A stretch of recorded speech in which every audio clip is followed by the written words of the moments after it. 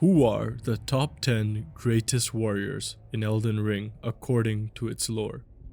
Which characters have best demonstrated their fighting ability based on the lore, considering all documented experiences and feats? This ranking considers all lore events up to the beginning of Elden Ring and the DLC's main story. It goes without saying that no dragons, giant snakes, or other such monstrosities are allowed. Number 10. Roundt Nightvik. When Vik arrived in the Lands Between, he had quickly become a prominent figure among the Tarnished. When he joined the Round Table Hold, he got the title of Round Table Knight as a result of his exceptional skills as a warrior. At a similar time, Vik became friends with the ancient dragon Lanciax after defeating her in battle. Lanciax shared many dragon cult incantations with Vik, who was a prodigy of the school and created his own incantations. It's said that of all the Tarnished who returned to the Lands Between, it's Vik who came closest to becoming Elden Lord. Enya even mentioned that she had only seen two great runes together only once before, which is heavily implied to be with Vik, although she could be referring to Knight Bernal here as well. Regardless, Vik never became Elden Lord.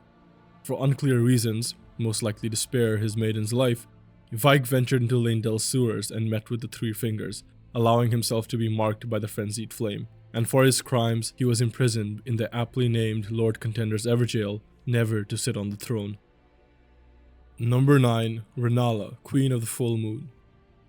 Though Renala now appears as a shadow of her former self, when she was younger she had mastered the full moon and became its queen, wielding powerful lunar magic. Her unmatched magical talents earned her the reverence of Academy of Rhea Lucaria, which hailed her as their champion and master. Under her leadership, she established the House of Caria as royalty and led the Glintstone Knights, warriors renowned for their exceptional skills in both sorcery and swordsmanship. These knights were personally anointed by the Lunar Queen and were heroes of the highest honor. Despite numbering fewer than 20, they successfully repelled the champions of the Golden Order in battle, showcasing their extraordinary ability. When Queen Marika initiated the Age of the Erdtree, she sent Radigan, her champion and other half, to conquer Liurnia of the Lakes. Twice Radigan clashed with Renala, but on both occasions the Carian royal family repelled the champions of gold. Despite being an extension of the god Marika herself, Radigan could not defeat the Queen of the Full Moon and her small yet formidable force of Carian knights. The only way to bring the House of Caria into the fold was through marriage, a testament to Renala's unparalleled strength and the power of her lunar magic. Number 8. Godwin the Golden. Not much is known about the past of Godwin the Golden. His story in the game is related to being the Prince of Death, a soulless zombie that Fia wants to have sex with. However, the true history of Godwin is far more glorious. Before the Age of the Erdtree was fully established, Godwin's father, Godfrey, led wars of conquest across the Lands Between in the name of the Golden Order. Growing up in this environment, Godwin would have witnessed his father's heroism firsthand, likely shaping him to becoming the formidable warrior and diplomat that he's remembered as, unlike his brothers who were viewed as accursed beings and cowards. His most significant victory came during the war against the Ancient Dragons, when Grandsax, the colossal dragon whose corpse can now be found in Leyndell, attacked the capital. This event is the only time in recorded history that Leyndell's walls had fallen. Godwin took command of the city's forces and took down the great dragon. He had also defeated Fortisax, whose sister is Lanciax, the dragon that Vik befriended. And just like Vik, Godwin befriended Fortisax as well. Unlike Vik though, he was not merely a prodigy of the dragon cult. Instead, he was its founder. Due to his friendship with the ancient dragon, Godwin was able to establish the ancient dragon cult. Unfortunately, we could never see how powerful Godwin could truly become, or really learn much of anything due to his premature death during the Night of the Black Knives. Now he exists more like a saint, with a radiant reputation of heroism and purity, a perfect symbol of the Golden Order. Number 7. Malekith the Black Blade. It's said that all the demigods feared Malekith, and for good reason. Malekith is Queen Marika's half-brother, who is exceptionally loyal to her. After all, Malekith is Marika's shadowbound beast, like Blide is to Ranni. Malekith was an exceptional warrior who came to wield death itself.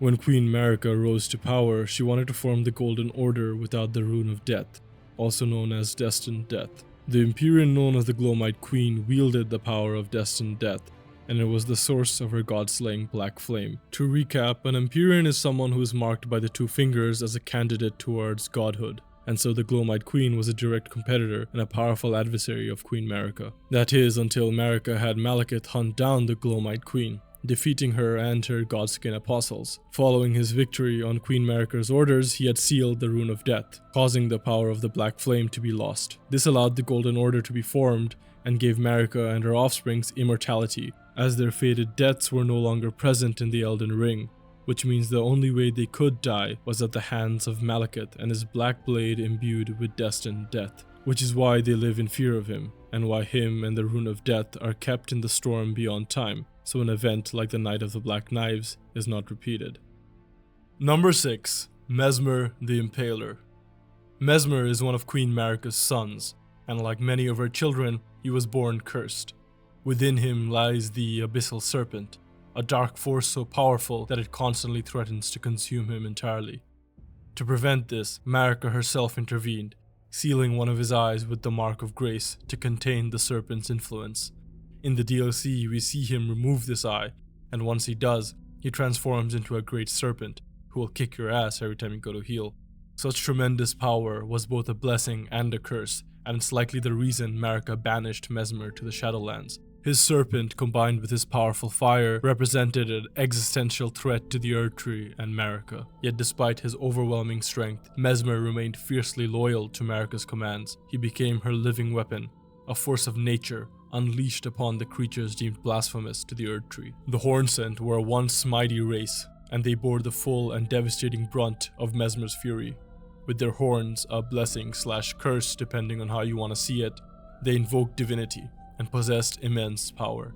Their horned warriors and divine bird warriors have inhuman strength and powerful incantations. The most powerful of the horned warriors became divine beast warriors who excelled in divine invocations, and the most powerful of those became the divine beast dancing lions who were used for war during the invasion. Yet all these powerful and divine creatures could do nothing and were brought to near extinction. Mesmer's campaign was nothing short of apocalyptic. His devastating fire obliterated the Hornsent, reducing their once great civilization to ash, and those who weren't turned to ash were impaled. Number 5. Morgot the Omen King. Morgot goes by many names, but his most fearsome name of all is Morgot the Fell Omen. In this context, fell most likely means of terrible evil or ferocity, as that was his reputation. The Omen race is similarly blessed/cursed like the Hornsent, and as a result possess immense strength and supernatural powers relating to divinity. But of course they're spurned by the Erdtree and its grace. Morgot is ashamed of himself and his accursed blood, going so far as to recant it in his blade and keeping it hidden. He doesn't use the true extent of his powers until he's absolutely forced to, which we only know he does when he fights the Tarnished. Regardless of his internal struggles, after acquiring a great rune, Morgot's power and status grew significantly. In the aftermath of the Shattering, when Leyndell was in disarray, he rose to the occasion and took command of the city's forces. Despite the Erdtree's scorn, Morgot remained a staunch believer in the Golden Order, and as a member of the Golden Lineage, he took charge of the city and defended it against his demigod kin, while establishing himself as King of Leyndell. As he was an omen, he could not be seen as King of Leyndell so publicly. Instead, he would be known as the Veiled King, and people would just assume that they could not see him as that was beyond their station. And when he needed to do something in the eyes of the public, such as fight and wage war, he would take on the name Morgot. With this name, he would let loose havoc. In a sword monument, we can read an account of his actions. It states, "The second defense of Leyndell, the fell omen stacks high the corpses of heroes, yet the Erdtree remains unshaken."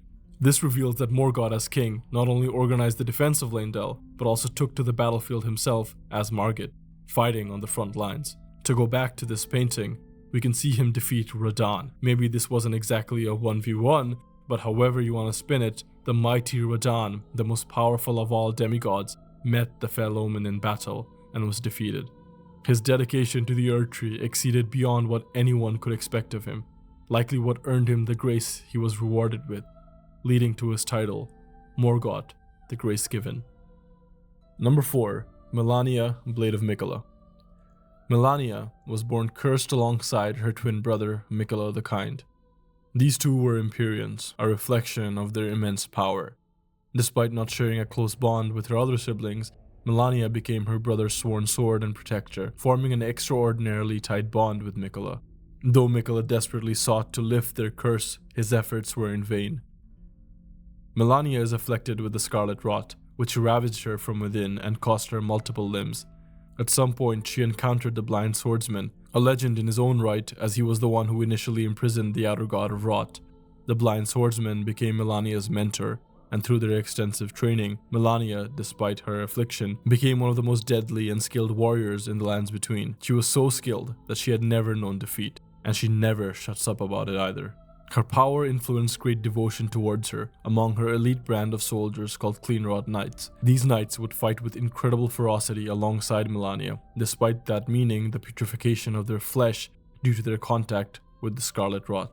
During the shattering, Melania, alongside her demigod siblings, would acquire a great rune, and would also seek the rest of them, waging war against their siblings. Melania's conquest in this shattering war was one of the most successful campaigns. Her and her Cleanrod Knights would be undefeated. During her march south, Godric, her very distant nephew, insulted her, and in response she made him shit his pants and grovel for mercy, which isn't really much of an achievement given it's Godric. Her most fearsome opponent would be General Radan in Caelid. These two would be the last remaining to wage war, and their battle, the last conflict. It would be an epic battle that ends in a stalemate. However, Radan seemingly had the upper hand for most of the fight. Despite that though, Melania fought ferociously. In a desperate attempt to preserve her win ratio, Melania unleashed the Scarlet Aeonia and ravaged Caelid. This caused Radan to go mad and Melania to fall into a coma, and if not for Cleanrod Knight Finlay, one of the few survivors of the Cataclysm of Rot, she might have never survived. Now Melania awaits Mikola's return to fight once more for her brother. Number 3. Godfrey, first Elden Lord. He was born Horalu and considered one of the greatest warriors in the lands between. While he was Horalu, he had an immense and ceaseless lust for battle. He was a warrior of unmatched rage, power, and a distinct lack of restraint.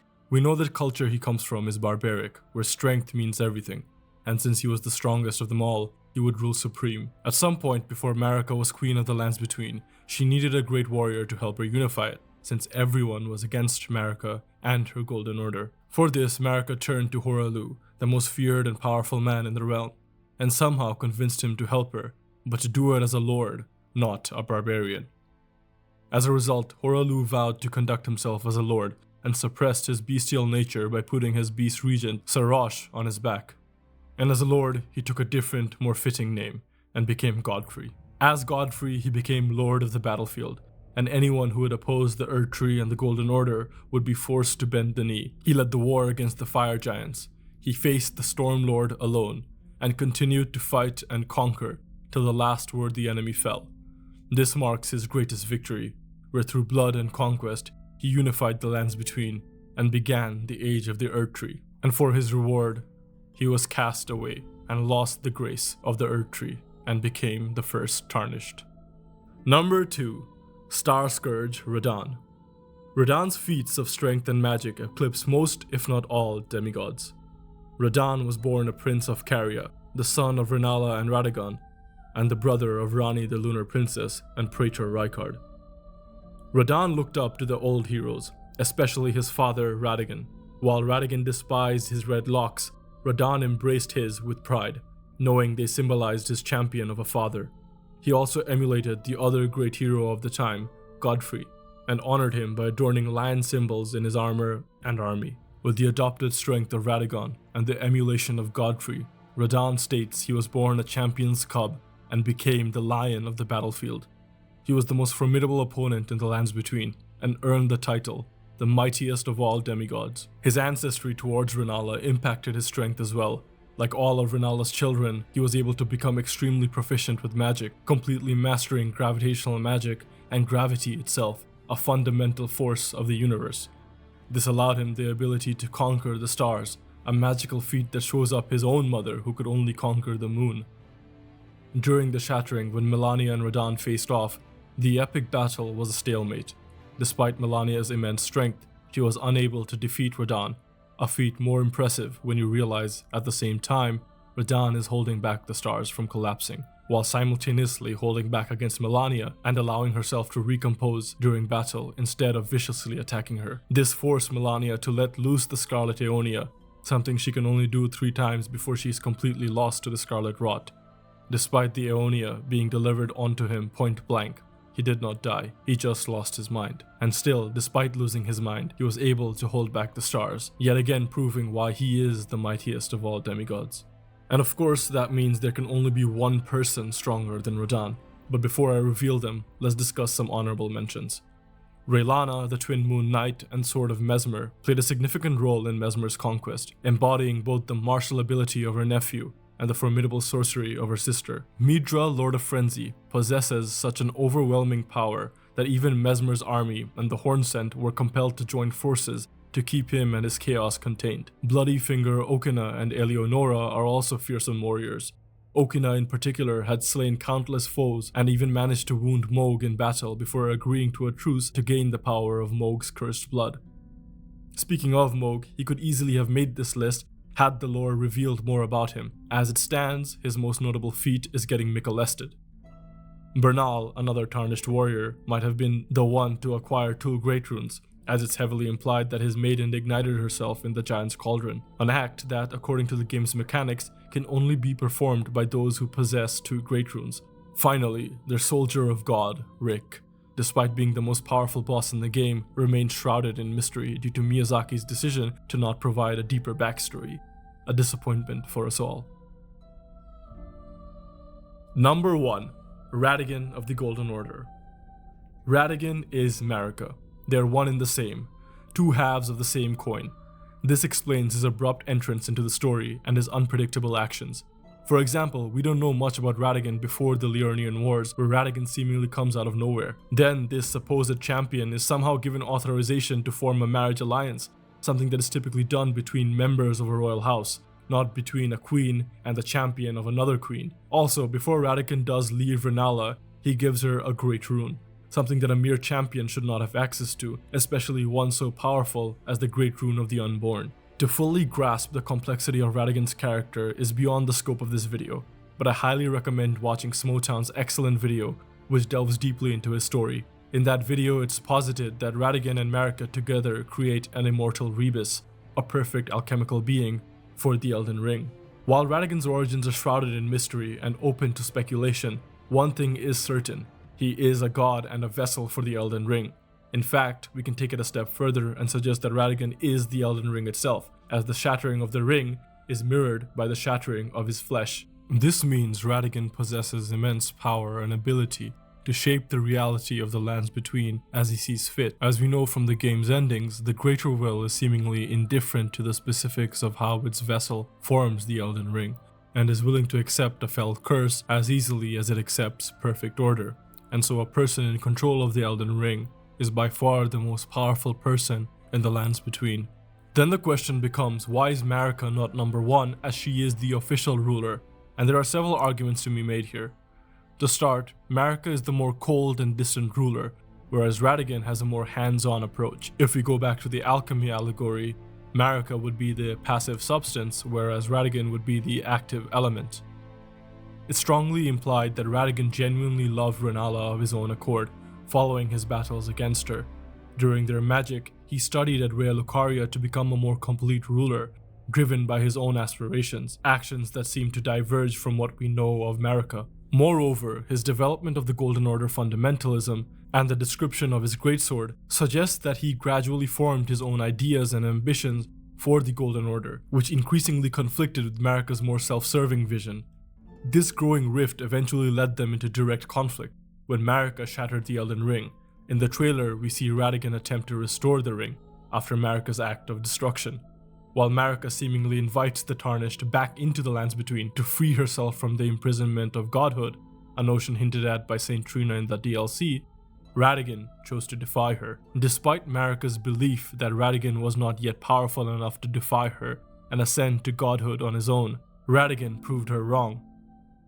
He sealed the Erdtree with his thorns, effectively preventing anyone from accessing the Elden Ring and ensuring that his personal ideals of stagnation and fundamentalism would persist. This act of defiance marks a pivotal moment in history, the only time Marika, the God Queen herself did not get her way. While Marika as God was unmatched and unchallenged, it was Radigan, her very other half, who grew beyond her and demonstrated that he had become more powerful than God itself. This video was heavily inspired by AllShiftX's top 10 warriors in Westeros. He's one of my personal favorite YouTubers, and if you're interested in Game of Thrones and more, you should definitely check him out if you haven't already done so. Anyways, thanks for watching, and if you're interested in more videos similar to this, you should consider subscribing.